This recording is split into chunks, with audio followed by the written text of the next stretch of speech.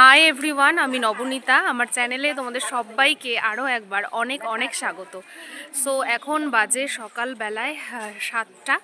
তো সবাইকে জানাই সুপ্রভাত। তো যাই হোক, আজকে আমাদের গঙ্গাসাগরের সেকেন্ড দিন। আজকেই আমরা বাড়ি চলে যাব।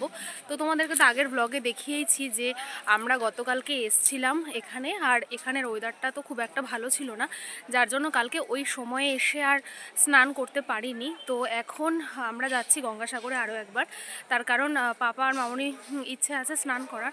তো এখনও শিওর নয় যে স্নান করবে কিনা, তবে উদ্যোগ নিয়েই যাওয়া হচ্ছে। হয়তো স্নান করলেও করতে পারে, কারণ ওয়েদারটা না ভীষণ ঠান্ডা। তো এখান থেকে স্নান করলে চুল তো ভিজে যাবে, সেটা প্রপারলি শুকাবে না, আর তাতে ঠান্ডা লেগে যাওয়ার চান্স থাকবে। তার কারণ অনেকটা দূর আমাদেরকে আবার ব্যাক করতে হবে, ভেসেলের একটা ব্যাপার রয়েছে। যাই হোক, সেটা কোনো ব্যাপার নয়, মেন কারণটা হচ্ছে গিয়ে ঠান্ডা।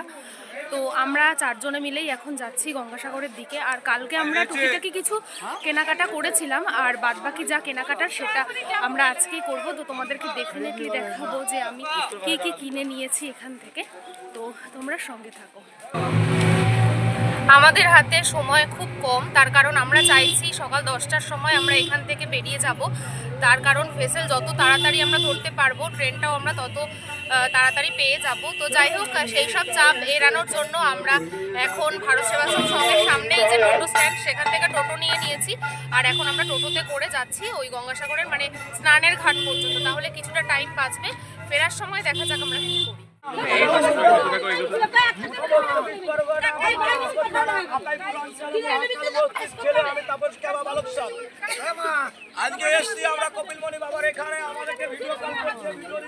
চলো চলো চলো চলো।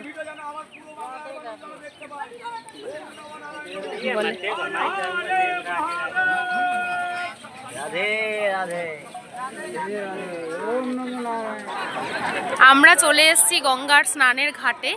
তো দেখতেই পাচ্ছ পেছনে প্রচুর মানুষের সমাগম। এই সকাল সকাল এসে মানে অনেক সকাল থেকেই স্নান শুরু হয়ে যায়। তো আজকে রোদটাও বেরিয়েছে, ওয়েদারটাও খুব ক্লিয়ার, প্রচুর মানুষ এসছে স্নান করতে।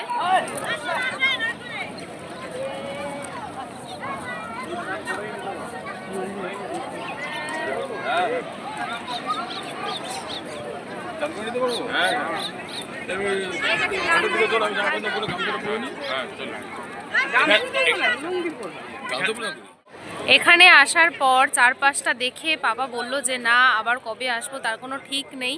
তো যখন এসছি স্নানটা করেই যাই। আর স্নান করার মেইন উদ্দেশ্যটা কিন্তু আমার ঠাকুমা শাশুড়ি মারা গেছিলেন 2024-এর ফেব্রুয়ারির 28 তারিখ। তো 2025-এর 16ই ফেব্রুয়ারি আমাদের বাৎসরিক হবে ঠাকুমার।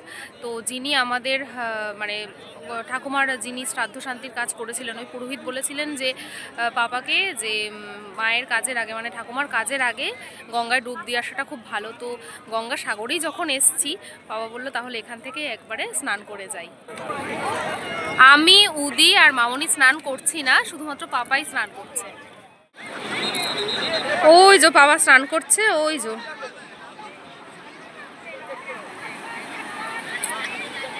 ডুব দেয়া হয়ে গেছে। 3 ডুব দিল বোধহয় নাকি।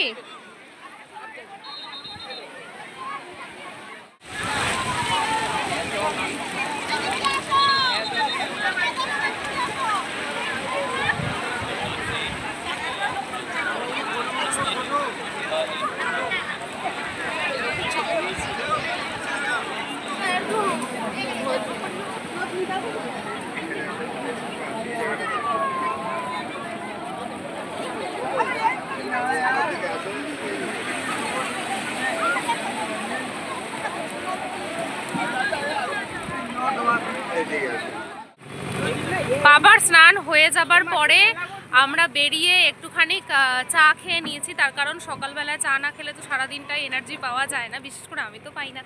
তো যাই হোক, সবাই মিলে চা খেয়ে নিয়েছি। আর তোমরা দেখতেই পাচ্ছ চারপাশটা, যেটা কালকে আমি মানে ভালো করে দেখাতে পারিনি, তার কারণ ওয়েদারটা খুব ক্লাউডি ছিল। আজকে তো খুব সানি একটা ওয়েদার। তো চারপাশটা দেখতেই পাচ্ছ, ভীষণ সুন্দর লাগছে।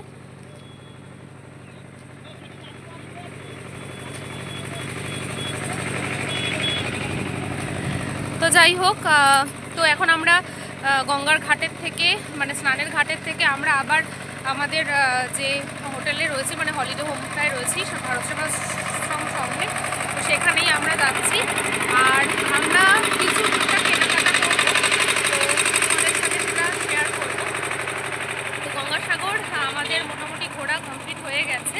কালকে ওয়েদারটা খুব খারাপ ছিল বটে, কিন্তু যতটুকু আমরা পেরেছি পুরোটুকুই কিন্তু চারপাশের ঘুরে মানে কভার করে ফেলেছি। আজকের জন্য আর কিছু রাখিনি, তার কারণ বললামই যে ভেসেলের টাইম টেবিলটা একটুখানি গড়বড় থাকে অনেকক্ষণ পর পর।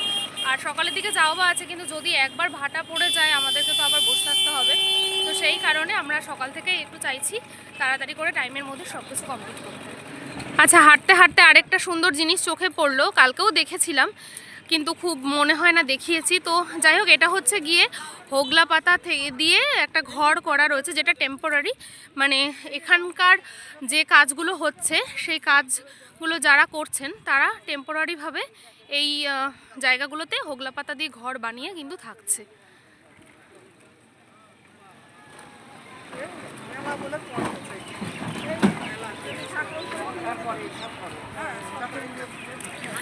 ছোট থেকেই আমরা সবাই শুনে আসছি যে সব তীর্থ বারবার কিন্তু গঙ্গাসাগর একবার।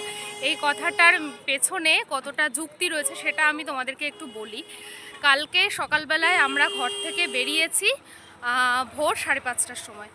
তো ভোর 5:30টার সময় ঘর থেকে বেরোনোর পর আমাদের ইচ্ছে ছিল আমরা 6টা 6 বারাসাত থেকে ট্রেন ধরবো। সেটা বনগাঁ ট্রেন থাকতো। তো তারপর সেটা আমরা ধরিনি, তার কারণ এক সেকেন্ড, এখানে খুব জল। সেটা আমরা ধরিনি কারণ ফরচুনেটলি আমরা যেহেতু তাড়াতাড়ি করেই বেরিয়ে গেছিলাম ঘর থেকে, তো আমরা তার আগে দত্তপুকুর লোকালটা পেয়ে গেছি। তো দত্তপুকুর লোকালটা পেয়ে যাওয়ার জন্য আমাদের একটা সুবিধা হয়েছে, টাইমের আগেই আমরা মোটামুটি শিয়ালদায় পৌঁছে গেছি। শিয়ালদা থেকে আমাদের ট্রেন ছিল 7টা 14-তে, নামখানার যে ট্রেন সেটা। তো আমরা 7টা 14 ট্রেনে উঠেছি, আর সেটা 7টা 15-তে ছেড়েছে, মধ্যে কথা 1 মিনিট লেট, ঠিক আছে, মানে তো ডট টাইম।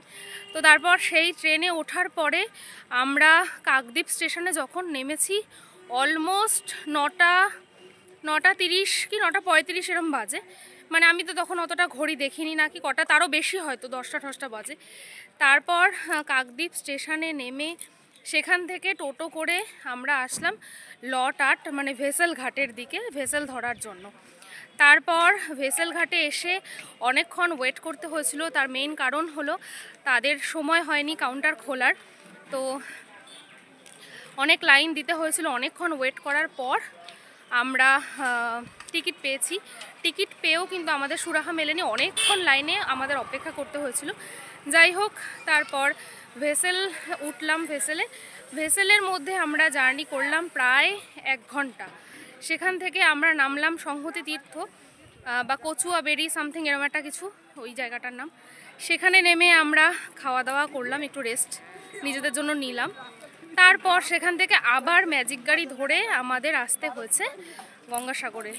তো ম্যাজিক গাড়িতেও কিন্তু আমাদের টাইমিং লেগেছে প্রায় 1 ঘন্টা। তারপর গঙ্গাসাগরে এসে তো টুকটাক সমস্ত কিছু করে উঠতে, সাগর দর্শন করতে আরও অনেকক্ষণ পর। তো যাই হোক, এই একটা কারণের জন্যই বলে হয়তো যে সব তীর্থ বারবার গঙ্গাসাগর একবার। গঙ্গাসাগর আসাটাও কিন্তু ভাগ্যে থাকা চাই। তো যাই হোক, আমার এই বয়সে আমার সেটা ঘোরা হয়ে গেল। জানি না পরে আর আসতে পারবো কিনা, যাই হোক চোখের দেখা দেখে নিলাম। আর এই কারণের জন্যই হয়তো বলে থাকে সব তীর্থ বারবার গঙ্গাসাগর একবার।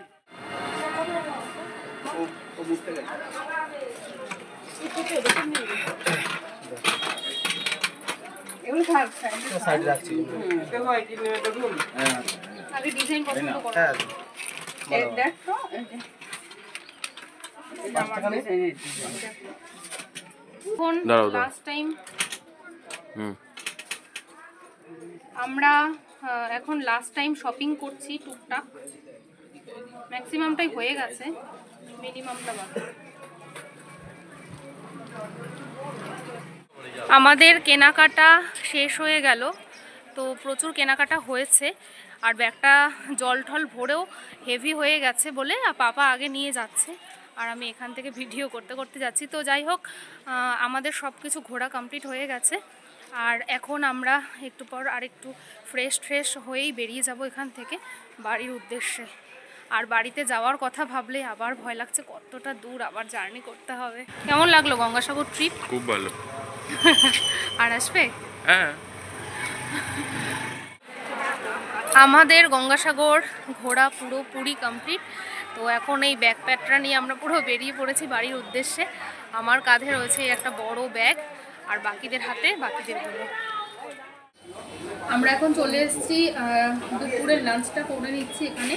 তো এটা একদম কচুবেড়িয়া ভেসেল ঘাটের পাশেই রয়েছে এই হোটেলটা।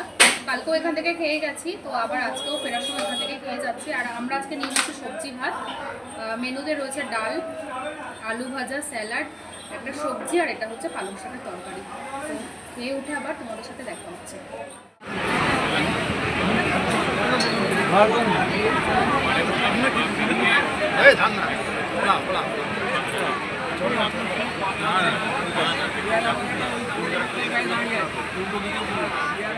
বাজে ঘড়িতে 8:15 আর আমরা এই জাস্ট ঘরে ঢুকলাম। আমরা শিয়ালদা থেকে 6:46-এ ট্রেনটা পেয়ে গেছি, আর ভালোভাবেই এসছি, খুব একটা চাপ ছিল না যেহেতু আজকে রবিবার। তো নতুন একটা জায়গায় গেছি, সবাই মিলে অনেকটা এক্সপ্লোর করেছি, মানে ম্যাক্সিমামটাই ঘুরে এসছি, আর কিছু বাকি তো নেই আমার মনে হয় না। তো অনেক অভিজ্ঞতার সঞ্চার হয়েছে। খারাপ ওয়েদারের মধ্যে দিয়ে গেছি, ভালো একটা চার্মিং ওয়েদারের মধ্যে থেকে এসছি। দুটো ওয়েদারের মধ্যে আমি আমার সাধ্যমতো চেষ্টা করেছি সেই মুহূর্তগুলোকে ক্যামেরাবন্দি করার, তোমাদের সাথে শেয়ার করার। আর আমার চোখ মুখ দেখে বুঝতেই পারছো আমি ভীষণ টায়ার্ড। তো আজকের ব্লগটা আমি এখানেই এন্ড করছি। যদি ভিডিওটা ভালো লেগে থাকে অবশ্যই করে লাইক করবে, কমেন্ট করবে, আর চ্যানেলের যদি নতুন হয়ে থাকো তাহলে অবশ্যই কিন্তু চ্যানেলটা সাবস্ক্রাইব করবে। আশা করছি এই ব্লগটা তোমাদের সবার খুব ভালো লাগবে। গঙ্গাসাগরে থাকাকালীনই আমি তোমাদেরকে বলেছিলাম যে আমরা টুকিটাকি কিছু কেনাকাটা করছি, তো সেটা পরে তোমাদেরকে দেখাবো।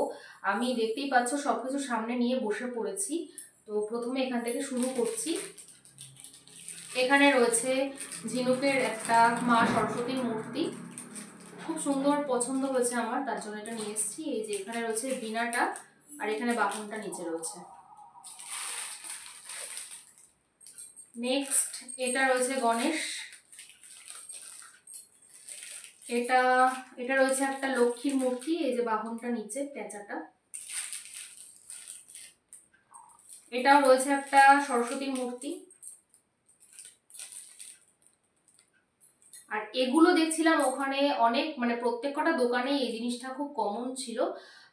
এই জিনিসটা নিয়েছি তার কারণ এইরকম একটা জিনিস ঘরে থাকা নাকি খুব ভালো, আমি অনেক জায়গায় দেখেছি, আমার কাছে নেই। আর দ্বিতীয়ত জন্মাষ্টমীর সময় এটা গোপালের পাশে রেখে ডেকোরেশন করলেও খুব ভালো লাগবে, তার জন্য আমি এটা নিয়ে এসেছি। আর এটা এখানে রয়েছে একটা শঙ্খ, মেইনলি আমাদের এখানের মানে বারাসাত বাড়ির শঙ্খটা আমার একটু বাজাতে প্রবলেম হয়, তো আমি এটা আমার জন্য নিয়ে এসেছি। এখানে রয়েছে একজোড়া খুব সুন্দর পাথরের, এটা পেঁচা, পেঁচাটা পাথরের কিন্তু খুব কিউট।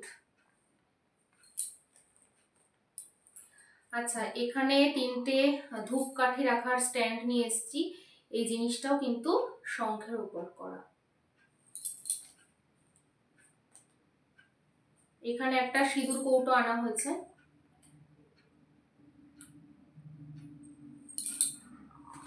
এটা একটা মুক্ত পুঁতির হার, যেটা সিঙ্গেল, মানে ইয়াররিং এটাতে নেই, জাস্ট হার। এটাও একটা মাল্টি কালারের হার, যেটা সবকিছুর সাথেই পরা যাবে। এটা রয়েছে গঙ্গাসাগরের মানে যা যা তীর্থক্ষেত্র রয়েছে ওখানটায়, তীর্থের জায়গা, মানে যেখানে যেখানে আমরা গেছি, কপিলমুনি আশ্রম, এটা ওই সরোবরের মধ্যে যে মা গঙ্গার মূর্তিটা ছিল সেটা, তারপর এখানে কপিলমুনি আশ্রমের মধ্যে যে কপিলমুনির মেইন মূর্তিটা ছিল সেইগুলো, এখানে সবকিছু সেইগুলো রয়েছে। এটা আমি একটা ছোট দেখেই এনেছি। আচ্ছা, আরেকটা কথা বলি, তোমাদের হয়তো মনে হতে পারে ব্লগ দেখে যে আমরা কপিলমুনিতে পুজো দিলাম, সেটা কেন কিছু দেখালাম না। তো যেহেতু আমাদের এখন ঠাকুমা মারা গেছে, 1 বছর হয়নি, তো তার মধ্যে তো পুজো দিতে পারবো না, সেই জন্য পুজোটা দেওয়া হয়নি, ঠিক আছে। এটা এখানে নিয়ে এসেছি একটা ফ্রিজ ম্যাগনেট, আমাদের ফ্রিজ ম্যাগনেটের মধ্যে আরেকটা ডেস্টিনেশন অ্যাড হলো। আমার খুব ভালো লাগে, আমি যেই যে জায়গাগুলোতে ঘুরতে যাই চেষ্টা করি সেখান থেকে অন্ততপক্ষে কিছু না আনি একটা ম্যাগনেট আনতে, যেটা থেকে যাবে, চোখেও পড়বে। আর এখানে 3 জোড়া শাখা আনা হয়েছে।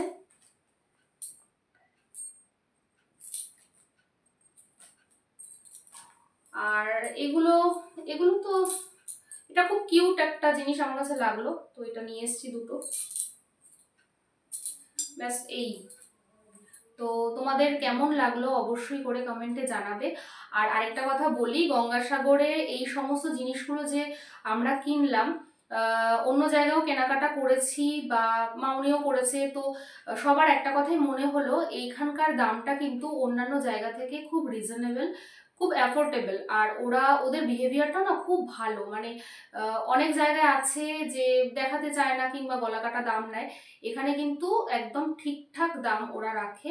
আর খুব ভালো ব্যবহারটা, মানে শেষ অবধি তোমাকে দেখানোর চেষ্টা ওরা করে, তারপর তো কাস্টমারের প্রতি মানে সবটা তাদের প্রতি ডিপেন্ড করে। যাই হোক, তো এইটুকুনি আমি তোমাদের সাথে শেয়ার করলাম।